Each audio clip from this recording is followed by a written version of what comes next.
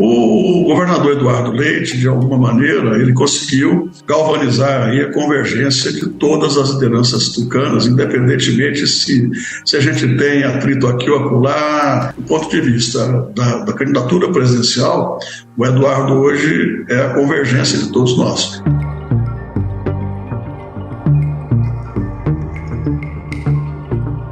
Essa fala do presidente nacional do PSDB, Marconi Perillo, aconteceu no final do ano passado. O que não se imaginava é que Eduardo Leite enfrentaria o maior desafio da sua carreira como gestor público. Uma tragédia sem precedentes no Brasil. A enchente que devastou o Rio Grande do Sul já é considerada por alguns especialistas o maior desastre climático da história do país. Pelo menos em termos de extensão do território atingido e o número de pessoas afetadas.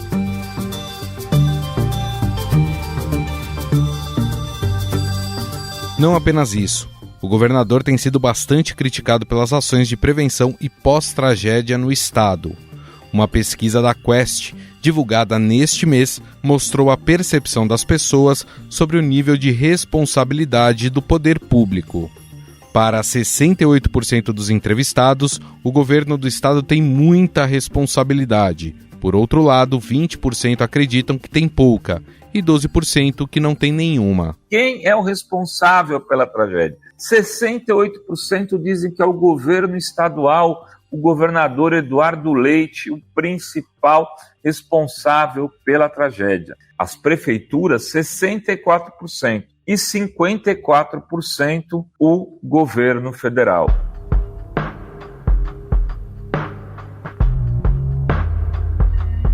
Para 70% dos entrevistados, os investimentos em infraestrutura poderiam ter contribuído para evitar a tragédia. Nesta terça-feira, em entrevista ao programa Roda Viva da TV Cultura, Eduardo Leite disse que não errou por negligência na questão climática no estado. Não erramos pela negligência, não erramos pela omissão e não erramos pelo negacionismo. Este governo respeita as questões ambientais e a gente tem que procurar, diante de todas as pautas que estão sobre a nossa mesa, desde a segurança pública, a educação, a saúde, as questões de infraestrutura, da economia, entre elas inserir, cada vez de forma mais forte o tema ambiental.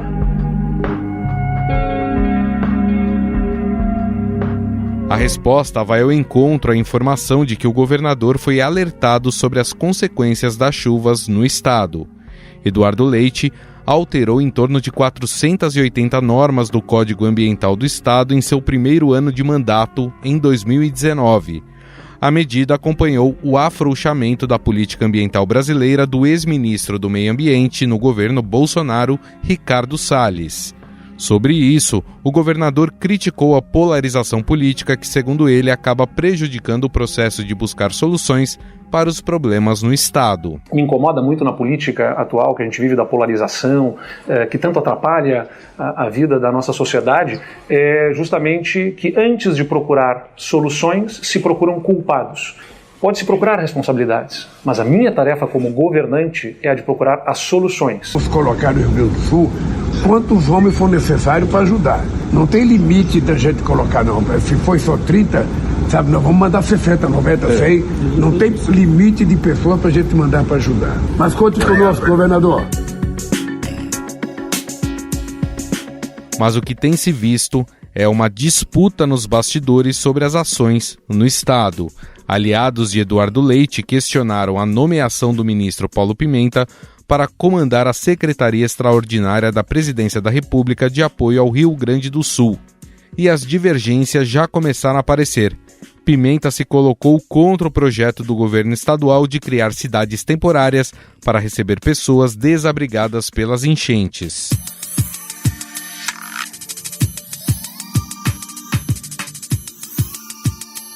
Eleito governador pela primeira vez aos 33 anos, o tucano sempre lembra das reformas administrativa e da Previdência que fizeram o Estado ter um respiro financeiro, deixando de atrasar salários de servidores públicos.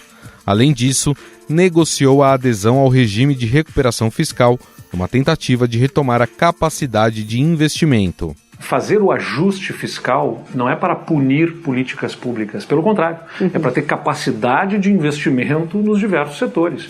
Basta olhar o que foi a capacidade de investimento do Estado do Rio Grande do Sul em 2018, 2019 e o que é a capacidade de investimento agora, graças aos ajustes que fizemos. Reformas, reestruturação da máquina pública, privatizações que deram ao Estado fôlego para poder estar agora contratando um novo serviço de radar meteorológico e outros investimentos em vista das questões climáticas.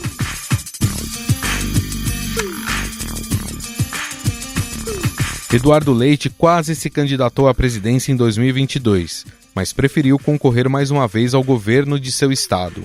Afinal, quais os impactos políticos da tragédia para o governador do Rio Grande do Sul, Eduardo Leite? O governo estadual tem conduzido a crise de maneira adequada? Sobre o assunto, vamos conversar com o cientista político e professor da FGV-EASP, Cláudio Couto. Tudo bem, professor? Tudo bem, Gustavo. Obrigado pelo convite. Prazer estar aqui com vocês novamente. Professor, como eu disse no início, o Eduardo Leite ele é tido como um dos nomes fortes da chamada direita moderada que tenta emplacar um candidato que consiga aí confrontar aquela polarização entre o petismo e o bolsonarismo. Mas a pergunta que fica é o quanto que essa tragédia que aconteceu agora no Rio Grande do Sul e que as pesquisas já mostram que a maioria da população coloca a culpa no governo estadual, ela pode enfraquecer o nome dele pensando em 2026? Olha, acho que enfraquece de qualquer maneira, né? Ninguém sai ileso de um desastre dessas dimensões, ainda por cima, quando é possível, né, apontar algum tipo de erro que tenha havido da administração naquilo que podia dizer respeito às precauções a serem tomadas com respeito a esse mesmo desastre. Você veja que nós tivemos, primeiro, lá no primeiro ano ainda, né, do governo Eduardo Leite, aprovada na Assembleia Legislativa uma mudança na legislação ambiental que tornou muito mais frouxa, muito mais flexível a regulação do uso do território, por exemplo, naquilo que se refere a licenciamento, permitido o autolicenciamento por parte de produtores rurais. Você teve uma certa desproteção com determinados biomas que vão permitir, por exemplo, que desmatem matas ciliares e que são um elemento fundamental para justamente você evitar um grande afluxo de água quando você tem tempestades dessa natureza, quando você tem um índice pluviométrico muito elevado. E isso contou com o beneplácito, com o apoio, inclusive, do governo estadual à época. Até o governador pediu que aquilo fosse aprovado com urgência, foi tudo a toque de caixa. Então ele está sendo cobrado agora por isso, e isso muito provavelmente é algo que vai aparecer mais adiante. Até numa entrevista recente, o governador foi questionado sobre se não teria havido avisos com respeito ao que poderia acontecer. E ele reconheceu que sim, que avisos houve, mas que outras prioridades, outras agendas, para usar a expressão que ele mesmo usou, acabaram tomando a frente dessas precauções, né? No caso, a agenda fiscal, a agenda de ajuste das contas públicas do Rio Grande do Sul, que nós sabemos é um dos estados da federação que enfrenta maiores problemas naquilo que diz respeito às contas públicas, ao seu endividamento. Então, claro, é uma agenda importante, mas imagine-se agora, com todo esse desastre, quanto isso vai custar aos cofres públicos. Então,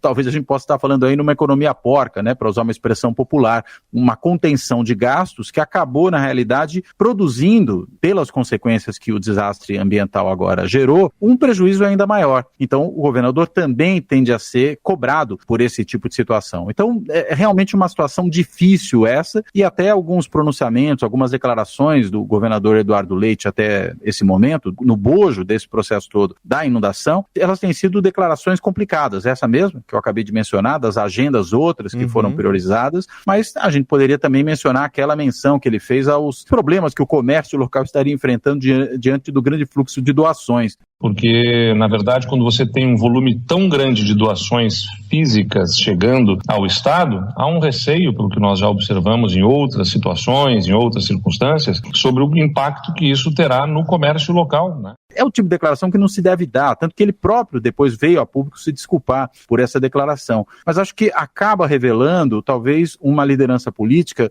excessivamente preocupada com questões econômicas e deixando de lado questões, por exemplo, de natureza social, de natureza ambiental, e acredito que depois disso essas coisas vão entrar na agenda de maneira mais forte. Então acho que é sim um enfraquecimento de uma liderança emergente, de um partido que hoje se encontra muito enfraquecido diante daquilo que já foi no passado, governou o país durante 8 anos, né? O PSDB governou estados importantes, o próprio Rio Grande do Sul nesse momento, já tinha governado antes com a governadora Ieda Cruz, governou São Paulo durante mais de 2 décadas, e agora você vê esse partido enfraquecido, com uma bancada pequena no Congresso Nacional, muito tomado também pelo bolsonarismo, até com gente deixando o partido para arrumar para o bolsonarismo. O senador Isalci Lucas, do Distrito Federal, é um exemplo disso. E aí o Eduardo Leite aparecia como uma certa luz no fim do túnel dessa escuridão em que o PSDB e a própria Terceira Via estão mergulhados. Então, claro, um episódio como esse tem custos grandes, acho que vai dificultar muito a caminhada dele para uma futura candidatura presidencial, como se imaginava. E é engraçado, né, professor, que essa polarização que toma conta do país já há algum tempo, inclusive diante dessa tragédia, porque parece que qualquer movimento que é feito ou por governo estadual ou por governo federal,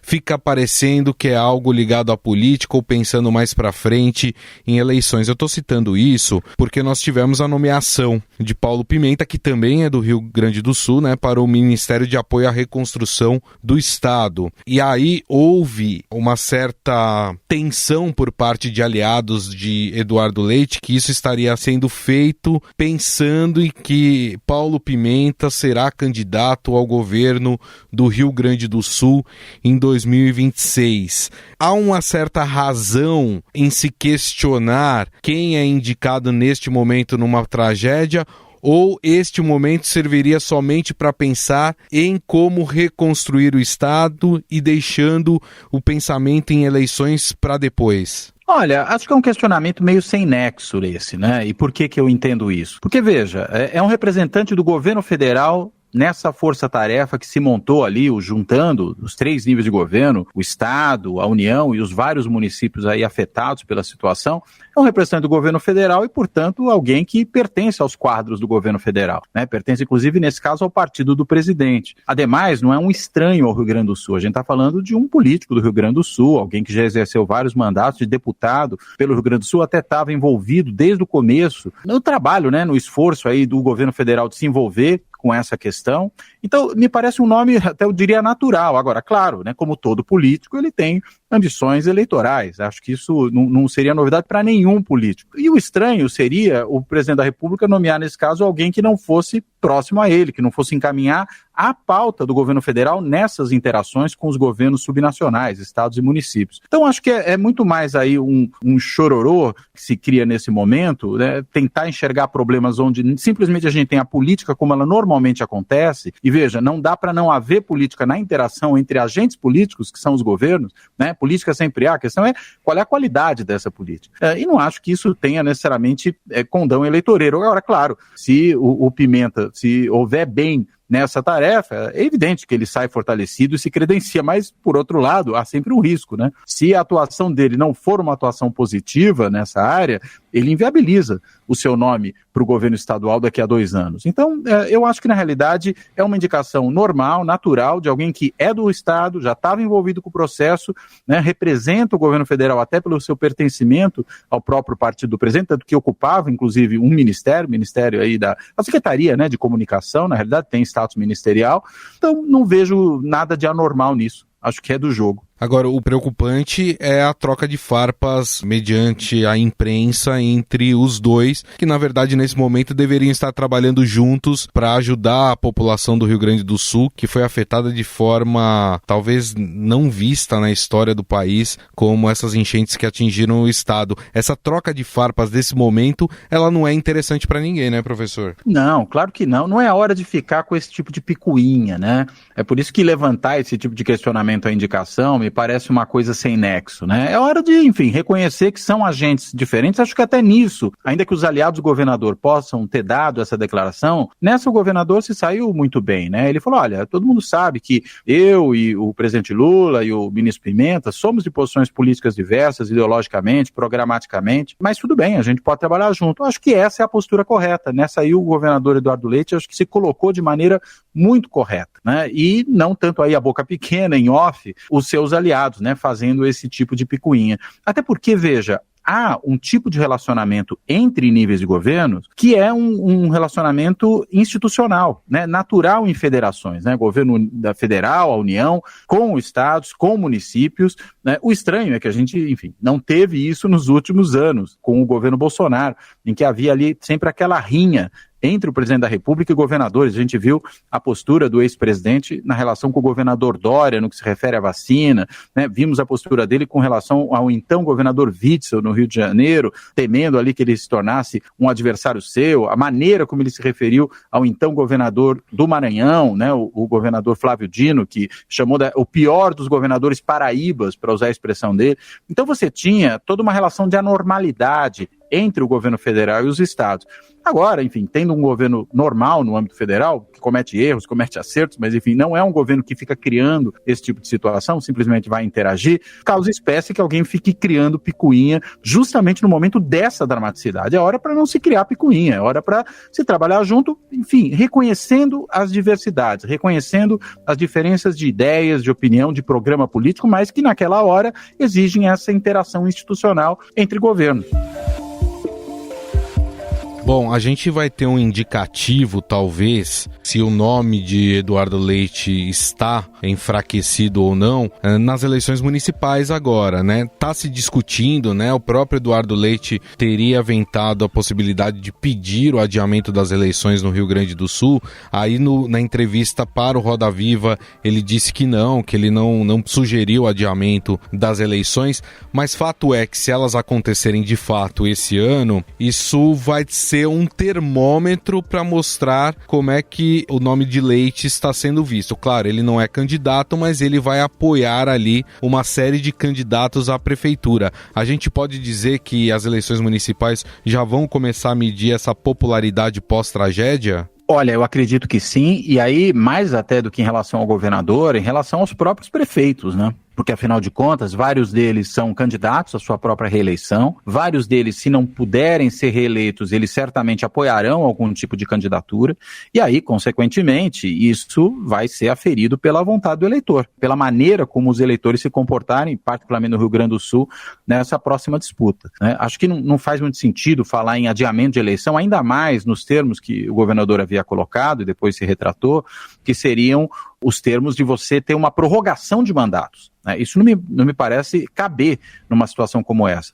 Uma coisa é você ter, eventualmente, como nós tivemos durante a pandemia, o adiamento do dia da eleição por um período curto ali, por conta das circunstâncias. Então, digamos que não houvesse no Rio Grande do Sul, lá na frente, né, quando vierem a acontecer as eleições, a gente está falando de outubro, então tem alguns meses pela frente, não houvesse naquele momento situações condizentes com a realização de um pleito. Aí tudo bem, você pensa num adiamento. Agora, adiar mandatos sob a alegação de que isso gera descontinuidade administrativa seria negar a própria ideia da democracia. Até porque se houve prefeitos que se saíram mal nessa questão, né, não se precaveram da maneira que deveriam ter feito, nada mais correto do que haver descontinuidade administrativa, ou seja, que o eleitor pode dizer, olha, não gostei do trabalho que você fez, vamos conduzir alguém mais qualificado para poder tocar essa questão daqui para diante.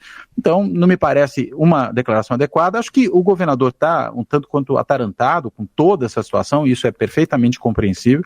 Até sentarem atarantados, políticos volta e meia soltam declarações infelizes. A gente tem visto aí, por exemplo, várias do presidente Lula, né, que volta e meia fala algum tipo de bobagem. Então, ainda mais num quadro como esse, é normal que a pessoa fale uma coisa e depois perceba que não devia ter dito aquilo. Então, acho que até essa referência que o governador fez à questão do adiamento das eleições e prorrogação de mandatos foi talvez uma fala impensada nesse momento de aflição que ele vive. Mas, felizmente, corrigiu essa fala e acho que é uma discussão completamente extemporânea nesse momento a gente ficar discutindo adiamento de eleições e mais do que extemporânea, inadequada falar em prorrogação de mandatos. Acho que isso não cabe de modo algum. Claro que diante dessa tragédia, de uma tragédia dessas proporções, uma das primeiras reações da população é procurar o culpado ou os culpados. E quem está à frente do cargo sempre acaba pagando o preço mais caro. Aqui a gente não está dizendo quem tem mais responsabilidade, se é o governo municipal, se é o estadual ou se é o federal. Mas eu estou fazendo esse preâmbulo para perguntar para o senhor se essa catástrofe no Rio Grande do Sul, ela demonstra mais uma vez que a agenda ambiental ainda não virou um tema central na política brasileira. Eu acho que com certeza, Gustavo. Não virou um tema central. A gente pode olhar, por exemplo, o orçamento que tem o Ministério do Meio Ambiente. E veja, olha o nome inteiro do Ministério como ficou, né? Meio Ambiente e Mudanças Climáticas, né? É esse o nome que ficou o Ministério, né? Tem um orçamento muito reduzido. Isso mostra como a prioridade é baixa. Claro, nós tivemos também, de novo, né, nos 4 anos anteriores ao atual governo, uma política antiambiental, né, de passar boiada, para usar uma expressão que o próprio ministro do Meio Ambiente, então, hoje deputado Ricardo Salles, usou naquela malfadada reunião ministerial, cujo vídeo, né, veio a público e foi de conhecimento geral.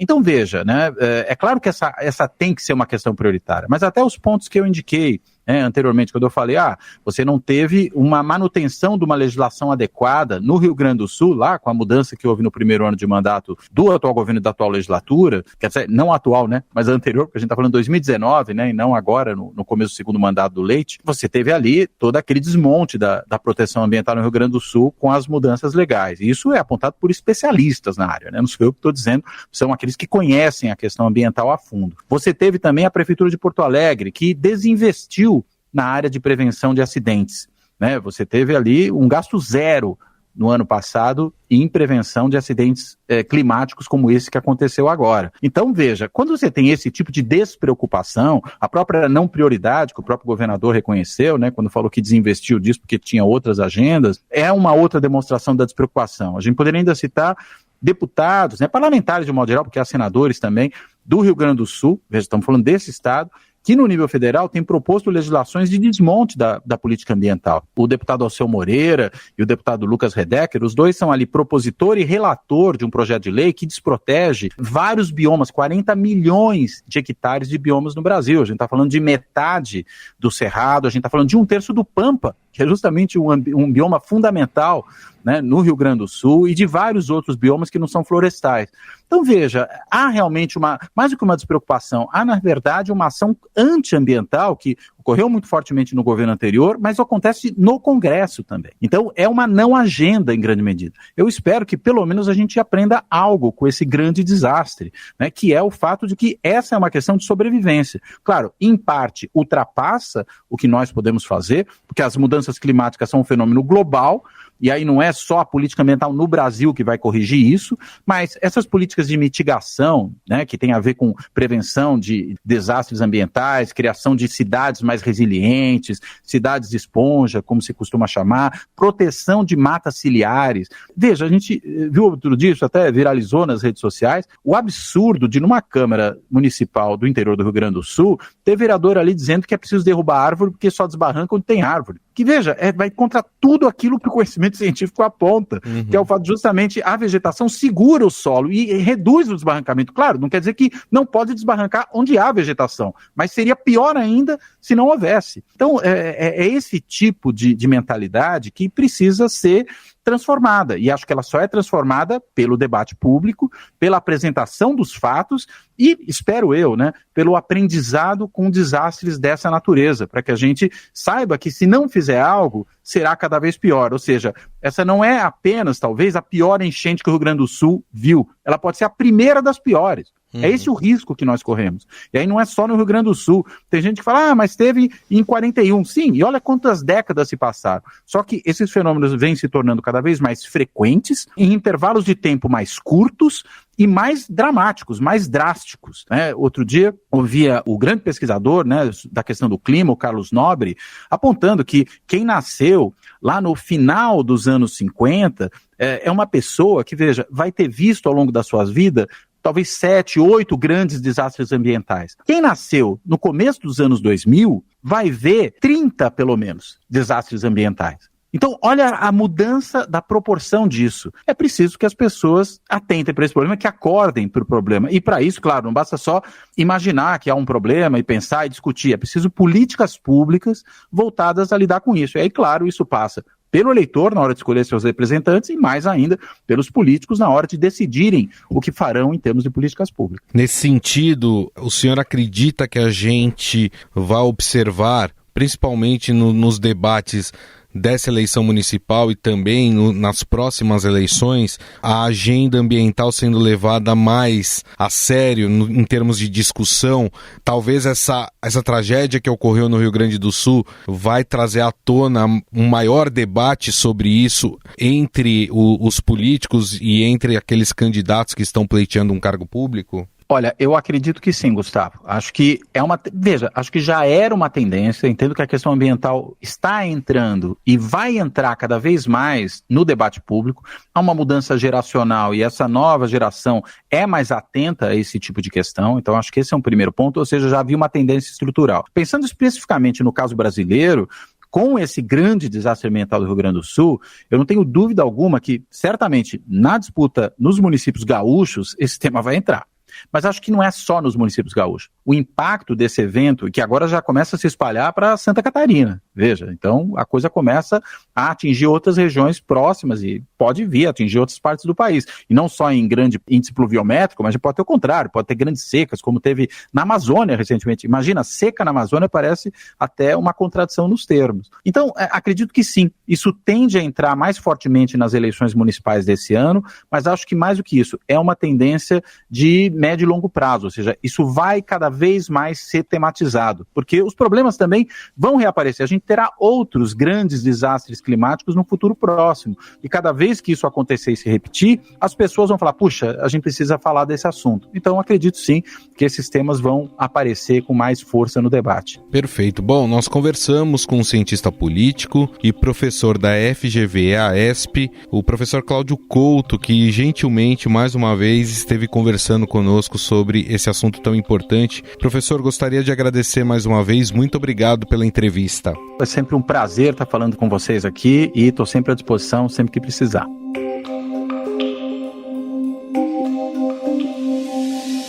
Estadão Notícias.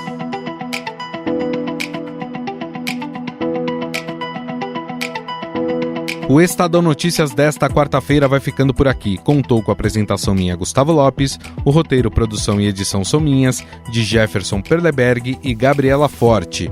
A montagem é de Moacir Biasi. Mande sua mensagem ou sugestão para o nosso e-mail podcast@estadão.com. Um abraço e até mais.